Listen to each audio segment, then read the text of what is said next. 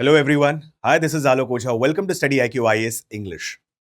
As you can observe on the board, our today's topic of discussion is history's comeback and what approach do we need to follow seeing the present pattern of UPSC examination concerning history.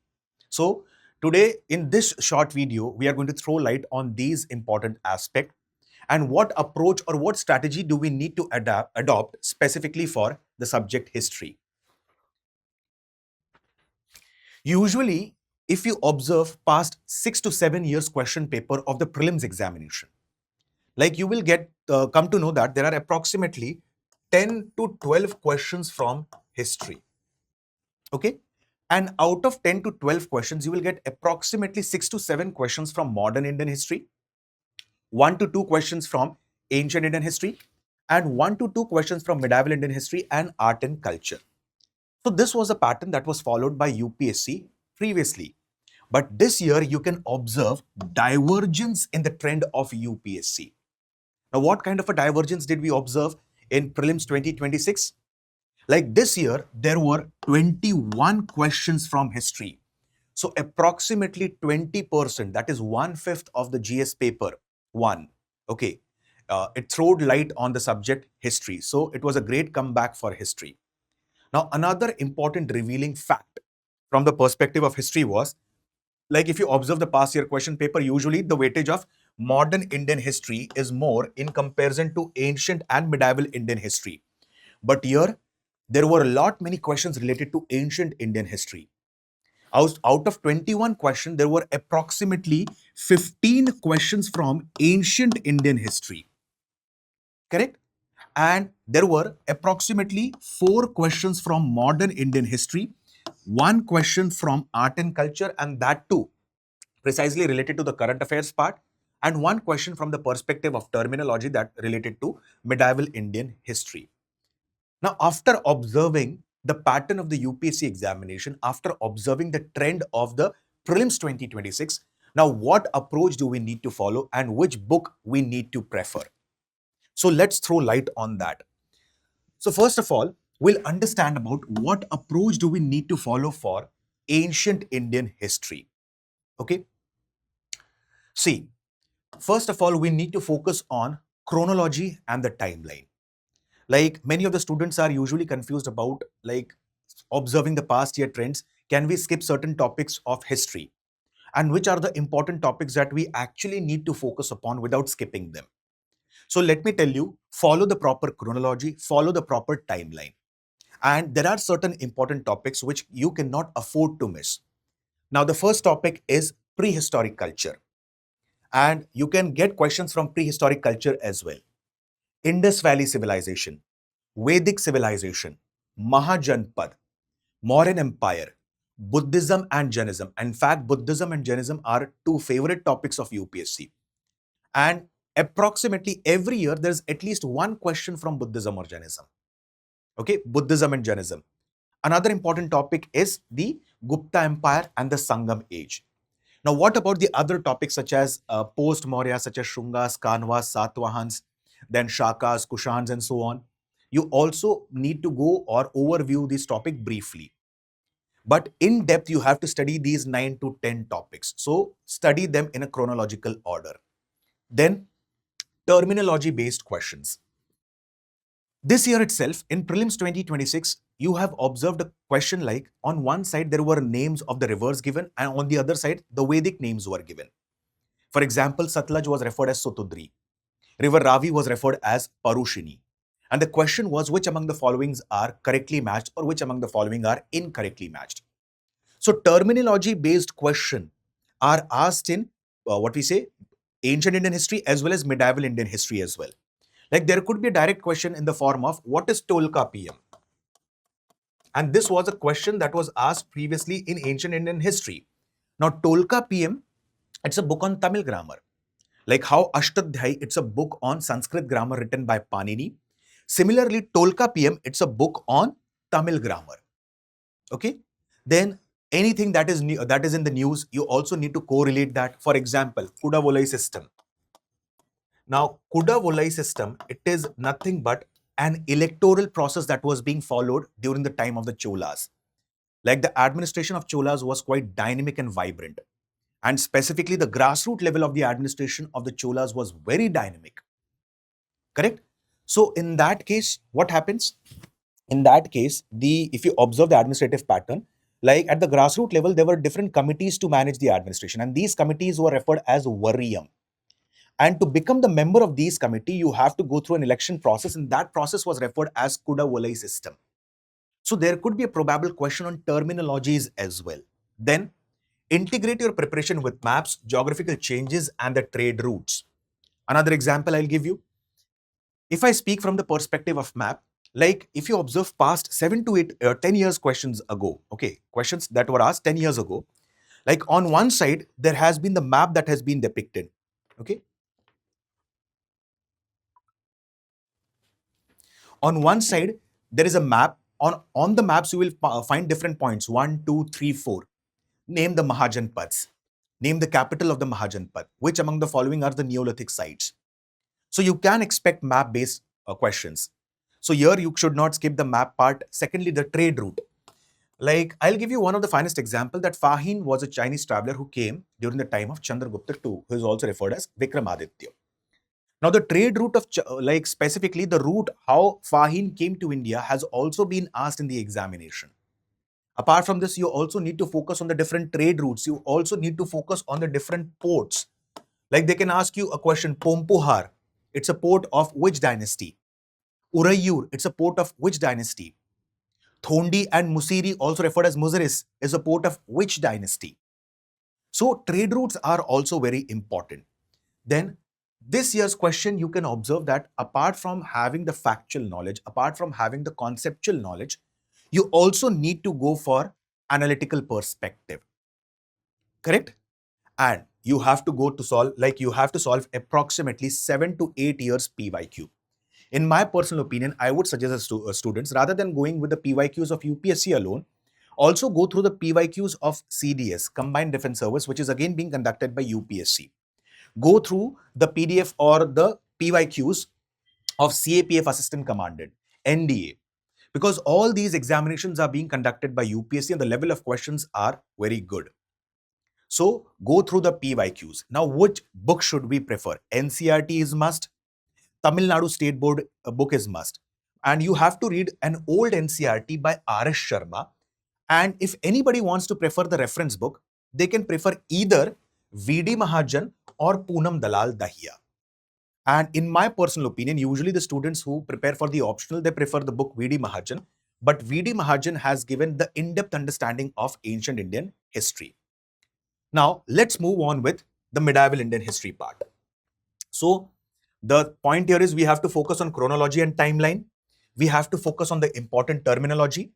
Then, historians and their findings are also very important. Correct? Like there could be a probable question on archaeology. So, you have to go with that. Maps and the trade routes, you have to focus conceptual understanding and the PYQ analysis of approximately 5 to 6 years. Okay? And these are the important things that you need to focus on in the ancient Indian history part. Now, medieval Indian history approach. Same thing, chronology and timeline. As a part of medieval Indian history, first thing that you need to understand, like you have to start with early Islamic invaders, that is Muhammad bin Qasim, followed by Mahmud of Ghazni, Muhammad Ghori.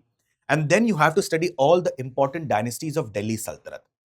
Like I'll tell you what are the important questions. I'll give you 3 to 4 examples. What kind of a questions can crop up in the examination and what questions have been asked in the examination. Like for example, Diwan-e-Arz department was created by, like who started the market reforms for the very first time. Apart from this, which ruler of the Delhi Sultanate is known for his 5 major experiments? Which, like this statement is associated with that he was a mixture of opposites. This is a statement of Ziauddin Barani related to Muhammad bin Tughlaq. Okay, what are the important works done by Firoz Shah Tughlaq? So either it be from the perspective of the prelims examination or it be from the perspective of the mains examination. Delhi Sultanate is a very crucial part. So you cannot skip the part of Delhi Sultanate. So chronology and timeline is very important. Okay, then again same goes with the part of Mughal Empire. And the early Mughal rulers are quite important. That is from Babur, Humayun, Akbar. Akbar is the most important one. Religious policy of Akbar. In fact, last year mains examination, there was a question on religious syncretism of Akbar. And after that, you have to go with Jahangir, then Shah Jahan and Aurangzeb. Administration of Delhi Sultanate, very, very crucial, very, very important. Administration of Mughals, again, very important. Then you need to emphasize on southern kingdoms as well. For example, Bahamani kingdom and Vijayanagar kingdom. In fact, Vijayanagar and Bahamani kingdom both were created during the time of Tughlaq dynasty rulers. And in that case, if we speak about Vijayanagar Empire, there were four important dynasties that ruled consecutively one after the other in the Vijayanagar Empire, like Sangam, Saluwa, Tuluva, and Aravidu dynasty. The most important one was Tuluva dynasty, and its ruler was Krishnadev Rai ji. So South Indian dynasties you cannot afford to skip. Key terminologies and glossary creation should be the part of your preparation, notes making, and strategy. Like Diwane Khairat, it is a department associated with charity. Diwane Arz, military department. Suba means provinces. Then Pargana means sub-district, taluka, town or tehsil. Mauza means villages. What is the concept of Ashtapradhan? What is Chauth? What is Sardeshmukhi? So you need to prepare a proper glossary and there should be proper focus on the terminologies in medieval Indian history as well. Religious movements are again very important by observing the trend of the examination. And two religious movements you have to study compulsorily. Bhakti movement and Sufi movement. And in Bhakti movement, there could be a probable question on the books. Like, let me give you an example. Das Bodh was a book written by. So it was a book written by a Bhakti saint precisely from Maharashtra. That is Ramdas ji. Ramdas ji, who was also the spiritual guru of Chhatrapati Shivaji Maharaj ji. So these kind of a question can crop up from the Bhakti movement. Speaking about the Sufi movement, like there could be direct terminology. What is the meaning of the word Peer, Murid, Bashara, Beshara, Suf, Tasawwuf, and so on? What is the difference between Chishti Silsila and Suharvardi Silsila? Who were the followers of Qadri Silsila? So what is the meaning of the word Sama? So Bhakti and Sufi movements are very, very important from the exam perspective. Then literature, art and architecture, again a very important part. There could be a direct question like the book Chachnama or Fatehnaama Sindh was written by. Who is referred as father of Indology? Who is referred as father of comparative religions? Like Al-Biruni, he was referred as father of Indology or father of comparative religions. So you need to focus on the literature, art and architecture part as well. Clear? Now, what are the sources that we need to prefer for the medieval Indian history? Again, I would be saying the same thing. Do not skip the book Themes of Indian History, Old NCRT by Satish Chandra. And if you want to again go for medieval Indian history reference book, you can prefer Poonam Dalal Dahiya or V.D. Mahajan again. Okay? Moving ahead. And one more thing. Many students have another question, sir. Like there is usually no major weightage of medieval Indian history in the UPSC examinations. So although there were very less questions asked in past 2 to 3 years concerning medieval Indian history, but you cannot afford to skip medieval Indian history, my friends. You have to pay equal attention to medieval Indian history at any cost. Okay? Then comes, like I have mentioned again here, for medieval history, you have to focus on chronology and the timeline. You have to focus on the South Indian kingdoms. Again, key terminologies.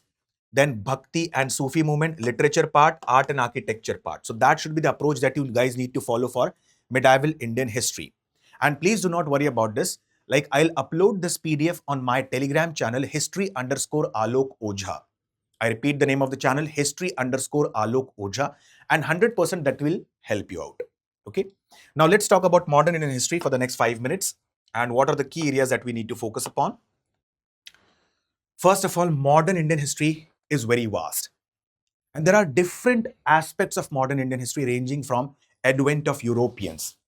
Like you have to study about the Portuguese, Dutch East India Company, which is also referred as United East India Company, English East India Company, Campaign de Indies Orientalis or French East India Company. Then important wars such as Anglo-Carnatic Wars, Battle of Plassey, Battle of Buxar, Battle of Panipat, Anglo-Sikh War. Then apart from this, Anglo-Sikh War, Anglo-Gurkha War, Anglo-Afghan War, Anglo-Maratha Wars, all these are very, very important from the exam perspective. Then important governor generals, important charter acts. So first of all, you need to understand one important thing. You have to identify the key areas that needs to be focused upon. Okay. Like if you observe the pattern of the UPSC examination, like UPSC focuses majorly on governor generals. UPSC, apart from this, also focuses on the socio-religious reform movements, tribal and the peasant movements. Like this year in 2026 itself, there was a question on Eka movement, whose leader was Madari Pasi. Then there were questions on tribal movements previously as well. Socio-religious reform movements, again, it's a very important topic from the perspective of history, which is also referred as Renaissance. Brahmo Samaj, Arya Samaj, Theosophical Society. The book Sarvajanik Satya Dharma Pustak was written by. The book Gulamgiri was written by. Who was Pandita Ramabai ji. So again, socio-religious reform movement is very important from the exam perspective. And there should be a proper focus on movements associated with MK Gandhi. Like there could be a probable question on non-cooperation movement, salt satyagraha, civil disobedience movement, the Quit India movement. So social-religious reform movements, the tribal movements, the peasant movements, the movements associated with the MK Gandhi. Okay. So these form the cornerstone of your modern Indian history. I'm not saying that you have to skip the other topics. I repeat my words. I'm not saying that you have to skip the other topics, but you have to throw major emphasis on these topics. Simple words, you cannot afford to miss these topics. And important acts, specifically the Charter Acts, and then Indian Council Act 1892, Indian Council Act 1909, also referred as Morley and Minto reforms, Government of India Act 1919, also referred as Montego-Chelmsford reforms, and finally Government of India Act 1935. Okay, so that forms another important part. Then you have to follow the mind maps. For example, if you're making the notes for the peasant movement and the tribal movements, make a proper table. Okay, note down the things in chronological order, the movement, its leader, and its objective. So it would be a ready reckoner notes for you guys to revise the concepts in the end. And that will 100% help you out. So that should be the approach that you follow for modern Indian history. One more important aspect, you also need to focus on quotations, because usually UPSC also is developing a tendency to ask questions on quotations. Like our system acts very much like a sponge, drawing up all the good waters from the bank of river Ganges and squeezing them down on the bank of river Thames. So this statement is given by John Sullivan, which actually highlights the theory of drain of wealth. So in such a case, you have to focus on what? You have to majorly focus on quotations as well. Sessions of Indian National Congress are also very important. Example, how many Englishmen were there who presided the sessions of INC? So there were 4 Englishmen who had presided the sessions of INC: George Yule, William Wedderburn, Henry Cotton, and Alfred Webb. In fact, William Wedderburn was an Englishman who presided the sessions of INC twice. Okay, so as a part of modern Indian history, the approach should be identify the key areas, chronology and timeline, Gandhian framework, layered approach, mind maps, sociologist, tribal and peasant movements. So my friends, you can download this PDF from my Telegram channel, history_Alok Ojha. I repeat the name of the Telegram channel, history_Alok Ojha.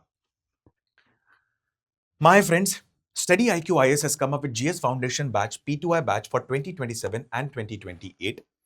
The batches are completely based on SMART model. Now, what is SMART model all about? First of all, there would be structured classes. For example, if I have to teach Battle of Plassey, now before I teach Battle of Plassey, I would be teaching you the background of Battle of Plassey, so that students can correlate the different aspects. So the classes would be from basic to the advanced stage. After that, there would be a mentor who would be guiding you throughout your journey for civil services preparation, right from the start itself. Okay, like what approach you need to follow for history, how to frame a proper timetable, how to go for a proper answer writing, and so on. Revision forms the most crucial aspect. Like usually students do a mistake and they go for multiple resources. For modern Indian history, they are preferring almost like 4 to 5 books. So rather than going for multiplication of resources, one needs to go for consolidation of resources. That is, you have to minimize the resources and you have to go for multiple revisions. So it is better to read one book 10 times rather than reading 10 books. And finally comes the assessment and test. Now, it's an evening English batch and the admissions for the batches are going to close on 21st of July. Most crucial aspect here is the batches are completely in English medium that will cater to the needs of the aspirants precisely from southern part of India and northeastern India. And another crucial aspect here is there is a huge price drop. The prices for the batches are starting at 7,999, a very affordable price. So use the code Alok Live that is flashing on your screen to get the benefits of these batches. I repeat the code Alok Live. With this, I'll stop my words for the day. Thank you and have a very nice day. Jai Hind.